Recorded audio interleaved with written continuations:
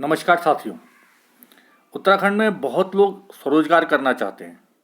इसके लिए सरकार द्वारा बहुत सी योजनाएं भी चलाई जाती रही हैं और वर्तमान सरकार भी बहुत सारी योजनाएं चला रही हैं।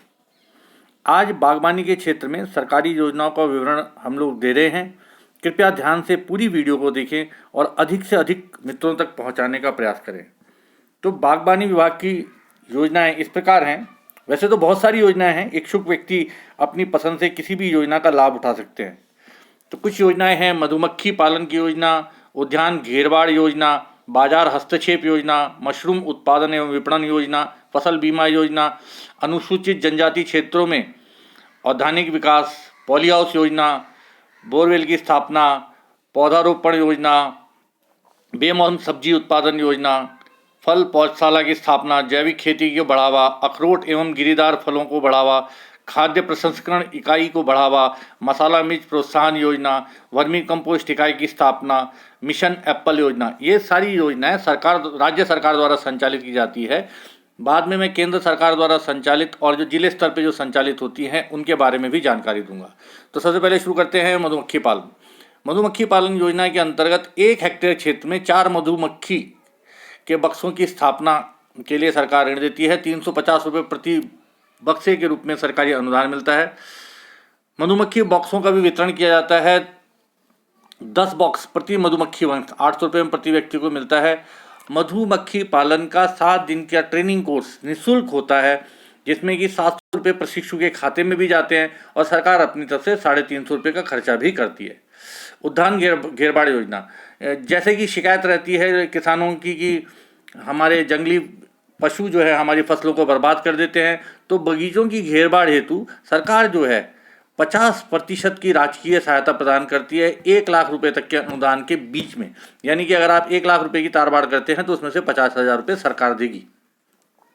बाजार हस्तक्षेप योजना, सरकार खेती को बढ़ावा देने के लिए, उद्यान को बढ़ावा देने के लिए जो सी ग्रेड के यानी कि जो लगभग खराब होने की हालत में पहुंच गए सेब, माल्टा, नाशपाती, गलगल, इनको बाजार के समर्थन मूल्य पर खरीदने का भी प्रयास करती है।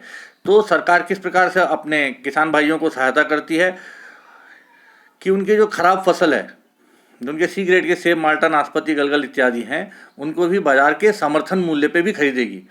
मशरूम उत्पादन और विपणन योजना, मशरूम उत्पादकों को कंपोस्ट सरकार उपलब्ध कराती है। 50 कुंटल अधिकतम सीमा है उसकी, जिसमें सरकार अपनी तरफ से 50% सब्सिडी देगी।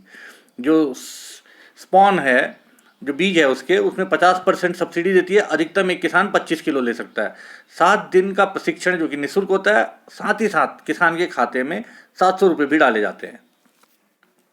फसल बीमा योजना, औद्यानिक फसल यानी जो हॉर्टिकल्चर के अंदर में आते हैं, सेब, आम, आड़ू, माल्टा, लीची, टमाटर, अदरक, आलू, फ्रांस बीन एवं मिर्ची का मौसम के अनुसार बीमा करना है। ऐसा नहीं कि आपने किसी अन्य मौसम में लगा दिया जो उसका मौसम नहीं है उस फसल का, और फिर आप बीमे की राशि के बारे में बोलने लगे।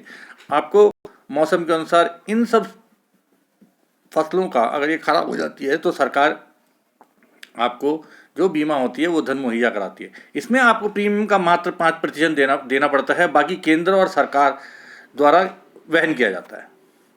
अनुसूचित जनजाति क्षेत्रों में औद्यानिक विकास, जो क्षेत्र सरकार ने अनुसूचित जनजाति क्षेत्र घोषित कर दिए हैं, वहाँ पे औद्यानिक क्षेत्रों के विस्तार के लिए, हॉर्टिकल्चर के अंदर जो जो फसल आती है उसके विस्तार के लिए 0.2 हेक्टेयर से 2 हेक्टेयर पर 5,000 रुपये प्रति हेक्टेयर सरकार देती है। और आलू उत्पादन में विशेष सहायता करती है। इसके लिए 0.1 हेक्टेयर से 1 हेक्टेयर पर 20,000 रुपये की सरकार सहायता देती है। इसके लिए मैं साथ में आपको ये भी अनुरोध करूँगा, हॉर्टिकल्चर डिपार्टमेंट से, औद्यानिक विभाग से समय समय पर संपर्क करते रहें और उनके द्वारा जो जो सुविधाएं किसानों को प्राप्त दी जाती हैं उनके बारे में जानकारी प्राप्त करते रहें। पॉली हाउस योजना, ये बहुत महत्वपूर्ण योजना है। 500 वर्ग मीटर तक के पॉली हाउस में सरकार जो है 80% अनुदान देती है। जो किसान होता है उसको मात्र अपनी तरफ से 20% लगाना पड़ता है। इसमें से 50% केंद्र का योगदान होता है और 30% राज्य का योगदान होता है। और फिर 5 वर्ष के पश्चात जब पॉली हाउस की जो ऊपर पॉलिथीन लगी रहती है वो खराब होने लग जाती है, तो उसको भी बदलने के लिए सरकार 50 रुपये प्रति वर्ग मीटर के हिसाब से 75% का अनुदान देती है। अधिकतम ये 4,000 वर्ग मीटर के पॉली हाउसों के ऊपर लागू होगा। किसानों की शिकायत रहती है कि बोरवेल को पहाड़ी क्षेत्रों में खोदने में परेशानी होती है, तो उसके लिए भी सरकार की योजना है। एक बोरवेल की स्थापना हेतु 75,000 रुपये केंद्र सरकार द्वारा और 25,000 रुपये राज्य सरकार द्वारा दिए जाते हैं अनुदान के रूप में, और इसकी सीमा अधिकतम 1 लाख रुपये है। पौधारोपण योजना, सरकार चाहती है कि राज्य के अंदर अधिकतम हरियाली बनी रहे। इसके लिए सरकारी आवासों, कार्यालयों, स्कूल आवश्यकता अनुसार इन जगहों को पौधे दिए जाएंगे एवं किसानों को 5 पौधे निःशुल्क प्रदान किए जाते हैं। बेमौसम सब्जी उत्पादन, जो बेमौसम की सब्जी है, आपको ये ध्यान देने वाली बात होगी कि बेमौसम की सब्जियां हम पॉली हाउस के अंदर उगा सकते हैं। बेमौसम की सब्जियां जो हैं वो पहाड़ी क्षेत्रों में जहां अधिक ऊंचाई पर ठंड ज़्यादा होती है वहां पर भी बढ़ावा देता है। तो इसके लिए 50,000 रुपये का सरकार अनुदान देती है, जिसमें से 75% सरकार द्वारा होता है और अधिकतम ये 1 हेक्टेयर के लिए दिया जाता है। फल पौधशाला की स्थापना, राज्य सरकार जो है वो छोटी जो पौधशालाएं हैं उनको प्रोत्साहन देने के लिए 1 हेक्टेयर की जो पौधशाला है, फलों की जो पौध, जैसे टमाटर, आम हो गया, लीची हो गई, आड़ू हो गए, नाशपाती हो गया, इस प्रकार के जो फल होते हैं उनकी पौधशाला बनाने के लिए सरकार 15 लाख रुपए का खर्चा अनुमानित करती है। उसमें से 50% यानी 7.5 लाख रुपए सरकार द्वारा दिए जाते हैं। ये अधिकतम 1 हेक्टेयर के लिए है और 1 हेक्टेयर से कम भूमि होने पर उसी अनुपात में सरकार द्वारा अनुदान दिया जाएगा। जैविक खेती को बढ़ाने के लिए सरकार ने चमोली और पिथौरागढ़ जनपद में पायलट प्रोजेक्ट के आधार पर जैविक खेती को बढ़ावा देने के लिए यह अनुमानित किया है। 20,000 रुपये प्रति हेक्टेयर खर्चा आता है, तो उसमें से 50% का अनुदान जो है वो सरकार द्वारा दिया जाएगा और इसकी सीमा अधिकतम 1 हेक्टेयर की है। अखरोट और गिरीदार फलों को बढ़ावा देने का भी सरकार प्रयास करती है। आपके संज्ञान में होगा कि भारत के अंदर 90% अखरोट जो है वो कश्मीर में होता है, बाकी का 10% उत्तराखंड में होता है। उत्तराखंड के अंदर भी वैसी ही जलवायु है जैसे कि कश्मीर के अंदर है, तो यहाँ पे भी अखरोट, बादाम और पिकन नट की खेती को बढ़ावा देने के लिए सरकार चाहती है कि किसान पौधशाला लगाएं। तो इसके लिए अनुमान सरकार लगाती है कि 15 लाख रुपए प्रति हेक्टेयर का खर्चा आएगा, जिसमें से 50% यानी 7.5 लाख का अनुदान सरकार देगी। और इससे 1 हेक्टेयर से छोटी अगर आपकी पौधशाला है तो उसके लिए उसी अनुपात में आपको अनुदान मिलेगा। जब आपके पास इतनी भिन्न भिन्न प्रकार की फसलें हो जाएंगी तो उनके खाद्य प्रसंस्करण की इकाइयां हैं उनको भी आना पड़ेगा। और जो मित्र हमारे हैं, जो साथी हमारे हैं, जो इन्वेस्टमेंट करना चाहते हैं, उत्तराखंड के अंदर नई इकाइयां लगाने चाहते हैं, नई मैन्युफैक्चरिंग यूनिट लगाना चाहते हैं, उनके लिए सरकार निजी क्षेत्र के उद्यमियों के लिए जो उनकी जो टेक्निकल सिविल वर्क है और जो मशीनरी के ऊपर जो खर्चा आएगा उसका 80% सरकार अपनी तरफ से देगी। और ये बहुत बड़ा योगदान सरकार की तरफ से होगा। उत्तराखंड के अंदर इसको अधिक से अधिक बढ़ावा देना चाहिए।